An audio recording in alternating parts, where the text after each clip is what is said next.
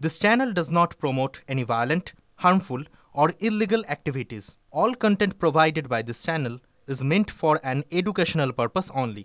Top quality और consistent performance के लिए सिर्फ सिल्वर पंप्स नाम याद रखना। खास কলকাতায় বেআইনি নির্মাণের বিরুদ্ধে আওয়াজ তুলে তৃণমূল নেতার রোষে প্রতিবাদী চারু মার্কেট এলাকায় প্রতিবাদীকে রাস্তায় ফেলে মার মেরে নাক মুখ ফাটিয়ে দেওয়ার অভিযোগ রাজু খান নামে এক প্রমোটারের বিরুদ্ধে। আরো একবার আপনাদের জানিয়ে রাখি, খাস কলকাতায় বেআইনি নির্মাণের বিরুদ্ধে আওয়াজ তোলে তৃণমূল নেতার রোষে প্রতিবাদী।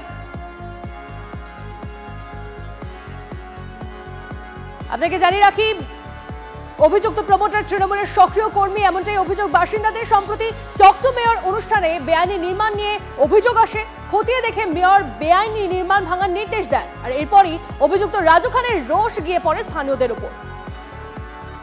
ছতলা বাড়ি বানিয়েছে, আনলিগাল মানে বাড়ির পেপার নেই। রাজু খান এলআইসি জায়গা দখল করে এটা বানিয়ে যাবো। আপনি ইন্সপেকশনে গেছিলেন? হ্যাঁ হ্যাঁ হ্যাঁ হ্যাঁ, উজ্জ্বল কুমার স্যারের সাথে আমার কথা হয়েছে। ওয়ার্ড কত নম্বর? 89 ওয়ার্ড। বলছিলাম স্যার, এই দিনে দিন 5-6টা প্রজেক্টই করেছে, আনলিগাল ভাবেই করে, ইনলিগাল ভাবেই। দেখে নে। আর রাজু খান হচ্ছে প্রমোটার, তাই জোরে স্যার দিনের পর দিন কাজ করে চলেছে। কালকে আমরা রোজা রেখেছি, সারা রাত কাজ করেছে বাড়িতে। লোক আজকে সকালে লোক ঢুকে দিচ্ছে।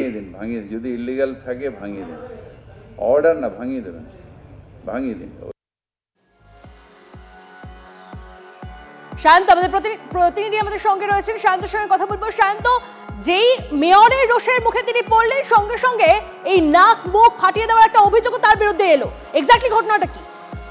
দেখো, ঘটনাটি যেটা ঘটেছে সেটা হচ্ছে এই রাজু খানের বিরুদ্ধে এই এলাকায় একাধিক বেআইনি নির্মাণ তৈরি করার অভিযোগ রয়েছে স্থানীয় বাসিন্দাদের। এরকমই একটি বাড়ি তৈরি, বহুতল তৈরির অভিযোগ টক টু মেয়রে গত 28শে মার্চ করা হয়। এরপরই যেটা দেখা গেল যে এই যারা অভিযোগ করেছে তাদের মধ্যে অন্যতম ছিল বিজয় নিয়োগী বলে ওই ব্যক্তি। তিনি যখন গতকাল রাস্তার উপরে বসেছিলেন সকালবেলা, তখন এই রাজু খান এবং তার অ্যাসোসিয়েটরা বাইকটি নিয়ে যাওয়ার সময় তার সেখানে দাঁড়ায় এবং কেন অভিযোগ করা হয়েছে টক টু মেয়রে এবং 8 নম্বর গোবিন্দ ব্যানার্জি লেন যে বাড়িটাকে ভেঙে ফেলার নির্দেশ দেওয়া হয়েছে তার তৈরি, অর্থাৎ রাজু খানের তৈরি, কেন অভিযোগ করা হয়েছিল তার জন্য ওই বিজয় নিয়োগীকে একা পেয়ে তাকে বেধড়ক মারধর করা হয়, মুখটুক ফাটিয়ে দেওয়া হয়।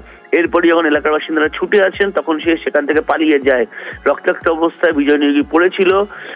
স্থানীয় বাসিন্দাদের অভিযোগ যে তৃণমূলে অত্যন্ত সক্রিয় কর্মী হওয়ায় এই রাজু খানের বিরুদ্ধে দল কোনো ব্যবস্থা নেয় না, আর যে কারণে বারবার করে এই ধরনের আচরণ করছেও এবং এলাকায় প্রভাব খাটাচ্ছে। অনেক ধন্যবাদ তোমায়। অভিযোগকারী কি জানিয়েছেন শোনাবো আপনাদের। সকালবেলা এসে আমাকে বলছে আমার বাড়ির বিল্ডিংটা ভাঙার অর্ডার হয়ে গেছে, তুমি চিঠি ফিটি লিখেছো, হ্যান ত্যান অকথ্য ভাষায় গালাগালি, আমাকে মারধর, নাকে মেরেছে, চোখের এখানটায়, ডান দিকের কাঁধে এখানে মেরেছে ঘুষি। বিল্ডিংটা নাকি আমি ভাঙাবার মেন উদ্যোক্তা নাকি আমি, এটাই হলো ওর অভিযোগ। অভিযোগ করেছি পাড়া প্রতিবেশী মিলে আমরা অভিযোগ করেছি টক টু মেয়রে।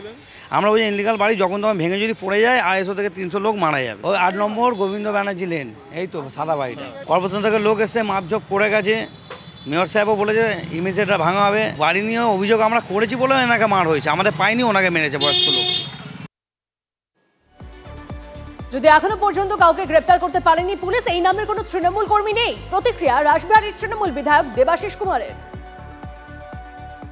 এলাকার বিধায়ক হিসাবে এই রকম নামে কোনো আমাদের তৃণমূলের কর্মী কেউ নেই।